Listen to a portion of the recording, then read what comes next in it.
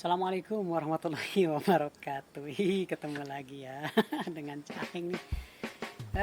Sesuai dengan janji yang tadi bahwa saya akan membagikan pengalaman tutorial membuat pancingan ikan bruk atau urak kayak gini.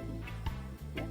Kalau tadi di bagian pertama kita sudah sampai ke tahap mengikat seperti ini, mengikat yang ujungnya digunting ya biar rapi. Biar rapi. Nah, kalau setelah begini ya, kita siapin benang jahit. Benang jahit kita potong kurang lebih 2 jengkalan. Fungsinya buat apa? Ada aja pokoknya. Yang jelas bukan untuk gantung diri. Nah, ini benang jahit kita lipat 2 bagian seperti ini, lalu kita ikatkan ke sini, ke tiang langit-langit. Ya. Ke tiang langit-langit rumah. Kenceng. Nah, setelah itu tadi yang belum jadi, yang setengah jadi itu kainnya dikaitkan ke sini tadi ya, kainnya kaitkan ke sini. Setelah dikaitkan, lalu nih ujungnya kita ikatkan pada sebuah batu, atau kalau Aheng lebih suka pakai kenteng.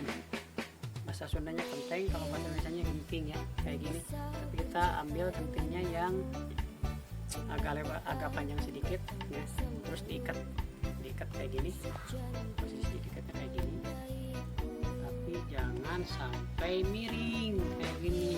Nggak boleh miring, tapi harus berdiri tegak, dan ini harus di tengah-tengah, kurang lebih seperti ini kayak gini. Ini cukup.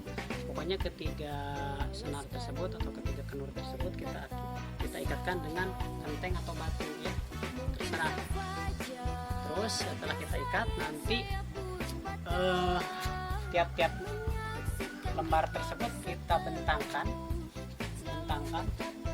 yang satu ke arah, yang satu ke punggung. Ini anggapnya udah diikat sama batu ya.